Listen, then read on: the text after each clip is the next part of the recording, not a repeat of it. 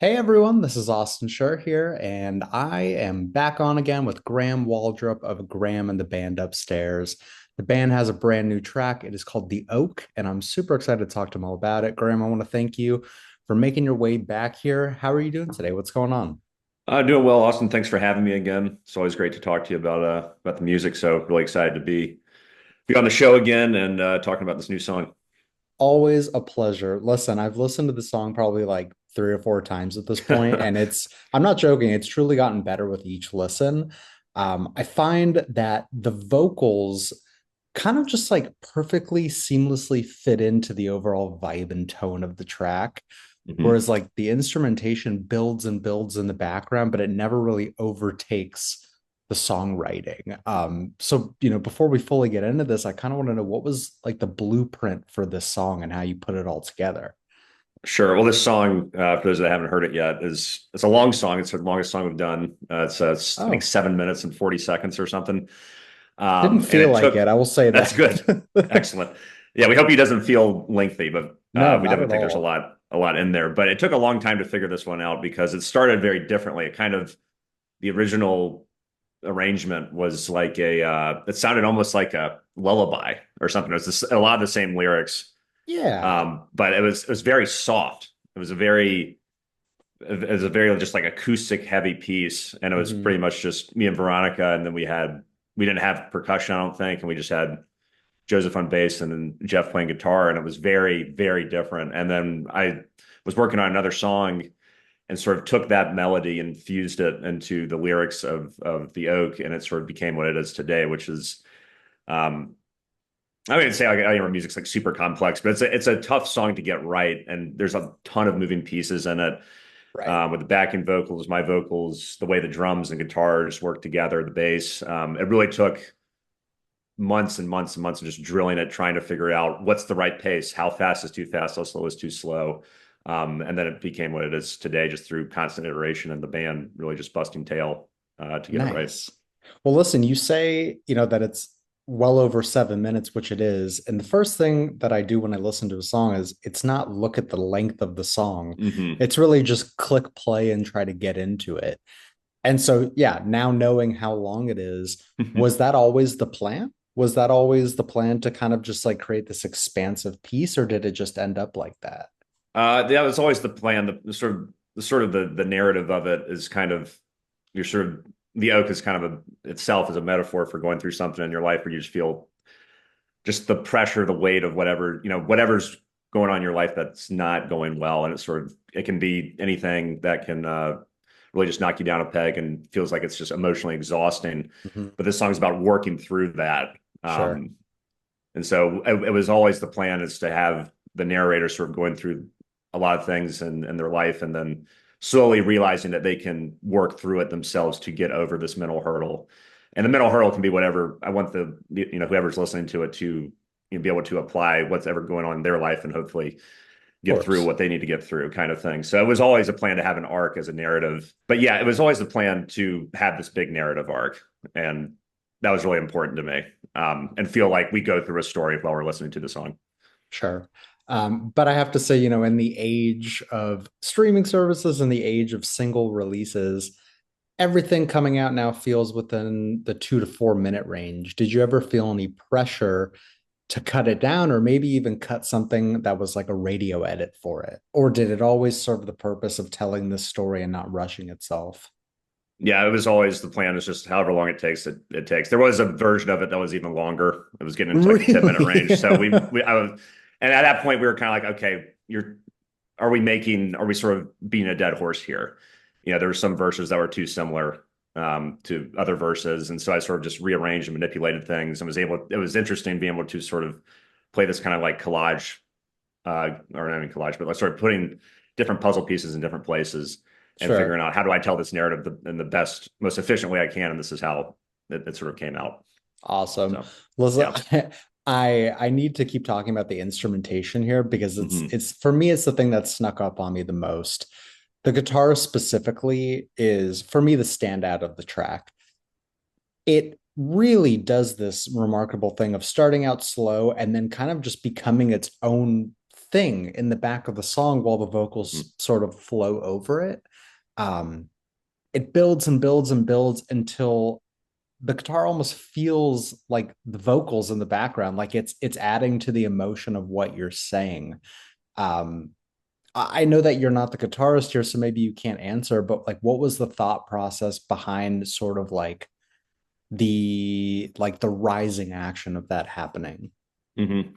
I play rhythm guitar on it, but Jeff, our lead guitarist, is the standout here, and that took a lot of time to figure out, and just figuring out how much is too much, when does the fill come in, and that was really just a testament to him putting in the time and the work to make it as strong as it is. And the biggest thing we wanted to make sure is that everything has a space to breathe, everything has a chance to stand out in terms of the guitar and the vocals, and it's sort of Sure. a I don't even want to say it's like a call and response, but in some ways it is. It It's to feels sort of like create it this synergy. almost. Yeah, Yeah. yeah. Um, And that was just, again, it was just a lot of time. Like there's a version of it that's much, before that was busier. There's a version of it that was a little more stripped back, but we found, like, especially like in the breaks when I'm not singing, to really have Jeff come in with these powerful licks. And then once the solo happens, which is probably my favorite part of the song, it's just unleashing him. And it's also the moment in the song where the totally. character is, or the narrator is sort of realizing, okay, I can't get through this, and sort of just unloading all this emotional baggage and be like, I can Yeah. rise up, I can stand above this. So, I mean, yeah, that's the thing that I love the most is again, so much music nowadays is 2 to 4 minutes, mhm. get to the point, get on with it and move on. For me, Yeah, though, when I'm listening to a song, I'd actually prefer it to be longer, not sustain yourself and not just be like, well, this is kind of where the industry is headed, so let's do it that way. No, I want something right. to breathe. I want something to be out there and it fully gets out there. Yeah. You've cited your influences as Bob Dylan and Neil Young, which I fully feel in this song, yet you've still managed to revamp it and create something fresh. Are there any other artists, either modern or classic, that you've sort of channeled into the sound that you're making? Yeah, there's a number. Towns Van Zant's very influential Nice. on me, especially from a lyrical standpoint. Alexa Woodward, who a lot of people don't know about, but I think is my favorite songwriter of the 21st century. I'm not familiar. Incredible banjo player, singer-songwriter. Her stuff is just immaculate. She's a huge inspiration to me as well. I discovered her Nice. about 10 years ago. Um, and Van Morrison is up there as well. I'm Nice. really a student of a lot of the older artists, but I still Sure. keep my ear to the ground for the newer stuff. And there's tons of great new music out there, obviously, but something about the music of the 60s and 70s and those artists, and even the music they continue to release today, it's just, I don't know, something I always go back to. Yeah.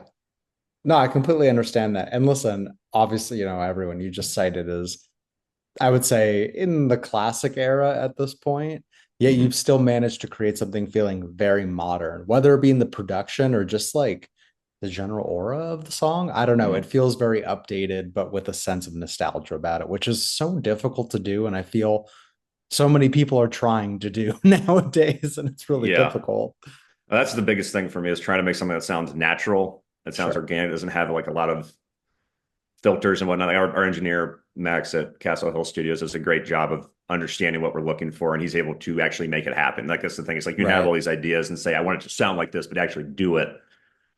He did a great job of mixing everything, and so did and we recorded the majority of the song in Athens, Georgia, with another engineer, Joe Bluckley of Sneaker Thief Studio. Did a great job of recording us, and then Max did a great job engineering, and also we also re-recorded some of the vocals there too. So.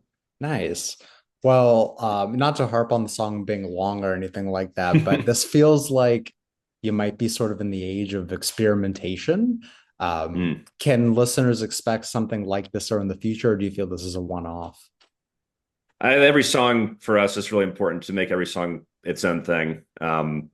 So there could definitely be more songs like this in the future. That this is probably our most complex song musically, I would Sure. say, in I terms of think the starting and, undoubtedly, yes. yeah, starting and stopping. But even all the stuff we've recorded, Right. and this is all these songs that have come out are going to be on our full length album whenever it's finished. We still got mixing two songs, Sure. but it's we always try to make every song stand out on its own, and we never want to be like, oh, that song goes together with that one, or it's forgettable because for whatever reason. it's really important to me that every song stands on its own 2 feet and has an identity. So this song's identity was really shaped by the whole band. That was so. This song isn't what it is without the rest of my band. There's the ultimate collaborators, and I'm really lucky to have them as friends Absolutely. and as Yeah. bandmates.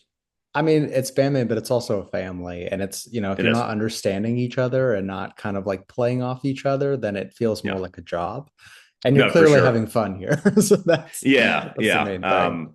And that's the great thing about this band is I've known all of them for at least 10 years, if Oh, not longer. nice. Some people I've known Veronica since 2006. I mean, it's Oh, crazy. wow. So we really know how to work well together because of that relationship we've all had with each other. Right. In terms of the actual workflow of your music, not that there's too much time between releases, but how does the actual like creation of the music happen? Is it one by one? Do you work on songs in batches? Are you always kind of like working ahead or working behind? Uh, these songs that have come out and the rest that are part of this record were all written at the same time, around the same Hmm. time, pretty much within about I don't know, 4 or 5 month stretch. Okay. And but once it's sort of I do the vocals and I come up usually with the original melodies. And what I did originally was I recorded demos of that, Van heard it, and then we just take those songs and sort of work on them. We started by working on all of them at once, which was kind of a mistake. So it was sort of a learning process. And then what we did was sort of like, all right, let's just focus on these songs. We figured out, okay, what songs are we really feeling? What songs do we think we understand right now? We sort of started to focus on a couple of songs at a time and just iterate and work and try to nail them down.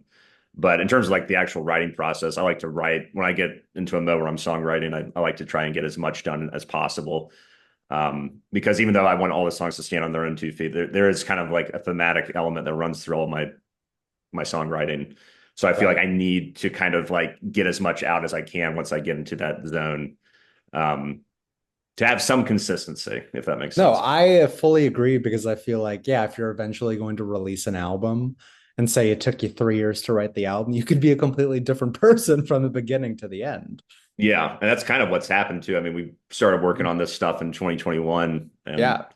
we're not working on any of the music that we've recorded everything. So we're not changing those songs as much anymore. Even when we play live, there's a couple of them we're kind of messing with now, but it's fun to sort of yeah, it is interesting singing these songs now though live or we've had to go back and do some overdubs every once in a while. And it Sure. is weird going back to the studio when it's like, all right, I wrote this song like 3 years ago.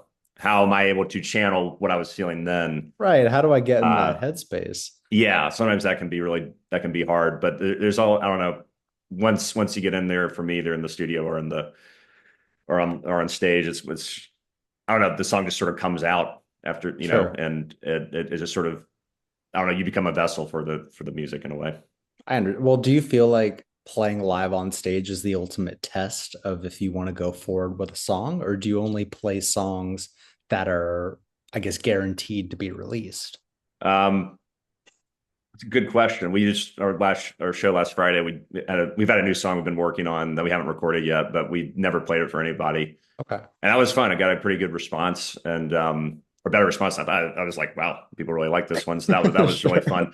But we always try to make sure that we feel good about something before we play it live or before we Yeah. record it. There's no going in and being like, I'm not totally sure about this because then it's just a big Oh, waste of let's everyone's just time. try it and see what Yeah, happens. no, I'm Yeah. not. We kind of prepare. I probably over prepare the band to a fault to a degree, and As you should. myself just because I don't know. It's just one of those things where I'm all about just drilling it, drilling it, drilling it. I mean, it can be a dangerous thing because then people can get sick of it. But there's also a thing. It's like we're not going to stop until we feel good about this, or we all feel like, Of yeah, this course. this this this works, and we feel confident about it. Nice. I completely understand that. And like, I go to a ton of concerts and, whenever someone gets out there and like, hey, we're playing a brand new song, I feel that if you're going to see someone that you're familiar with their music, a lot of people don't want to see those new songs. Hmm. But when they hit like at another level because if it can Yeah. translate live, chances are people are going to listen to the recorded version and kind of experience those like intricacies that they wouldn't have heard in a live setting that kind of further the Yeah. song even more. So if you Hmm. can get them on the stage, you can get them on the recording. For sure. Nice. In terms of the actual, making of the songs, for you, it kind of sounds like everything starts with songwriting. Is that correct? Yeah, Nice. And then, everything but starts have you there. ever Yeah. tried other ways, or do you think that that's what you found and that's what you enjoy? That's sort of the process I like. There have been times when we improvised. I can't remember, sometime last year we were just sometimes we'll the band would just start jamming to something, and we did that, Yeah, and we kind of just did this long instrumental thing that was super fun. I don't know if we'll ever revisit it. Um, and it was just a totally different kind of sound than yeah. what we're used to. It almost sounded like Bob O'Reilly. Oh, nice. Um, and it was really weird how that just sort of came out. And I don't remember how it started, but we played just that kind of arrangement or whatever arrangement we came up with for about 10 minutes, and we were just having a great time. Like I said, I don't know if we'll ever go back and do that, but Sure, it's fun when things like that happen. And we have that. Luckily, we recorded that. So just when we were practicing. And so who knows, maybe we'll revisit that. Maybe that'll be a new way of doing things at some point, but I don't know. What's worked for us overall in terms of the songs we release and the songs that we play sure. is starting with the songwriting and then working together with the band. Nice. I mean, yeah, listen, I hear from a lot of different people on the aspect of actually making the music. A lot of people just get in the studio, they jam it out, and say it was a 10-minute jam, they cut it down to the middle 3 minutes that they enjoyed and build the song around that. Mm-hmm. But I feel like, I mean, I've obviously taken from you that the songwriting is the most important aspect because you're trying to get a message across.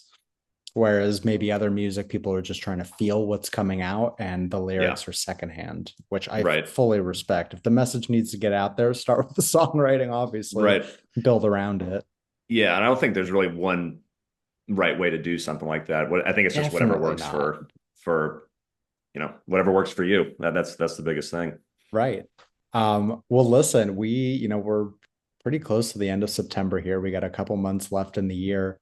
What is the plan for the band? We're trying to get this album out. I'm trying to get it done. So we're just in the final stages of mixing these last two songs, and then I'm not sure if we're going to release at the end of the by the end of this year or early next year. But Sure. well, that was always the goal when we started. We wanted to make a record, so we've been and release it. So I think for us, we're going to continue to play live. We have a few more shows this fall, and we might have a show in the winter, and then next year we'll just see where things go. I imagine we could potentially record new music. We want to keep playing live, but it's one of those things where it's like the band has a life of its own. We're all in our Yeah, mid-30s. We all have lives and responsibilities, of course. and uh, and it's one of those things where it's just like I've gotten to the point now where I just value when we can get together and play and work on things because life is crazy. We've all had different things happen where we've had to Yeah, take breaks and we'll come back after a couple months or something. And it's really nice just to whenever we do get to play, we play. So I don't really want to put anything like in stone, but we are going to finish this album. That's the sure. biggest thing. That's number one on the objectives Nice. that I we have for the totally band. get it because obviously it's a hobby and it's something you like doing. But if you treat it so much like a job, it might lose that magic or charm about it. You know what I'm Right. saying? Right. Um, and I mean, even just from my perspective, I feel that a lot of albums that get released at the end of the year kind of get lost in the mix. So Yeah. maybe kicking off the new year with something instead of getting it buried at the end, just from a marketing perspective, might be the Right. best way to go about it. Yeah, and that's sort of what I'm thinking now, especially with it being near the end of September. Right. Things always take longer than you think they will. Oh, So yeah. Oh, yeah. it's the biggest lesson I've learned from this process. So I mean, is there like a certain amount of songs that you're expecting to have on it, or is it just going to be, when we finish up? yeah, we'll have 8 songs, Nice. and we've actually remixed the songs that we've already talked about. Home to You and Stand Still Blues. They have a completely brand new coat of paint. They sound Sweet. even better than they did. So we're really excited about that. And yeah, I'm really looking forward to getting this thing out there. But yeah, eight total songs. But because our songs are all like at least 4 minutes long, it's not an EP at all. So No, it'll be full record length. yeah. Absolutely. Mhm. And honestly, that's a whole nother argument is EP versus LP doesn't matter on songs. Yeah. track, like it doesn't matter. Call it what you No. want, as long as people Yeah. enjoy. Listen, to start to wrap this up, I kind of want to know, I mean, regarding the song or anything else, do you think that there's anything important people should know before they start listening to this song or your other music? Um, I would say for us, or for anybody who listens, it's really just about like, I just hope one, people find entertainment value in it. I think that's the biggest thing. But I mean, one thing that you were speaking to before, you've listened to it through the Oak 3 or 4 times, and you're picking up new things, or Oh it's getting yeah, better, each time you hear it. Like that's one of the things I always, the songwriting style that I love is something where you listen to it once, you think, you get a good grasp of the song, you listen to it again, you discover more things. You listen to it again, you discover more things, different angles, different points of view. I think my hope is that you can listen to just about any of her songs and you can find multiple different meanings in it. And that, for me, the songwriting style isn't as straightforward lyrically. It's one of those things where it's like, I'm not asking the audience to do work, but I'm asking the audience to listen and exactly. to really take away as much as they can from the work. So, or from the song itself. So that's really the big thing is just, I hope that the music connects with people and they find a lot of meaning in it, however they can. I think it's a lot of our songs are up to interpretation in terms of what they mean. Right. And I think that's really cool. Awesome answer. I mean, listen, 9 times out of 10, I'm picking a song that grows instead of being immediate. Like, don't get me wrong, there's plenty of music out there that is immediate, but it feels very easy to just kind of throw it away at the end. Like, okay, I got what they were going for. Next. But the songs that Yeah. you listen to on the first time, and it's subconscious, and it kind of just comes through, and you're like, well, there was something in there that makes me want to come back, whatever it might be. And then yeah, you listen 3 or 4 more times, you're like, oh, I see exactly what they were going for. Right. That's what people should be striving for. Yeah. I think it's one of those things too. Like one of my favorite movies, The Master, Paul Thomas Anderson film. First time I saw it, I was like, yeah, I was fine. And then I saw it again. And I was like, Yep. oh my God. And I watched it. I've probably Right. seen it 60 or 70 times. And I still, every time I go back to it, I discover there's one more nugget. There's one more kernel I pick up. Where I was like, man, I don't know. It's How just did he crazy how do much. it? Yeah, exactly. There's so many Exactly. layers to it. And so I just love stuff like that. And I know it's not for everybody, but for me, I love being able to endlessly explore the same work and find something in it that's different every time.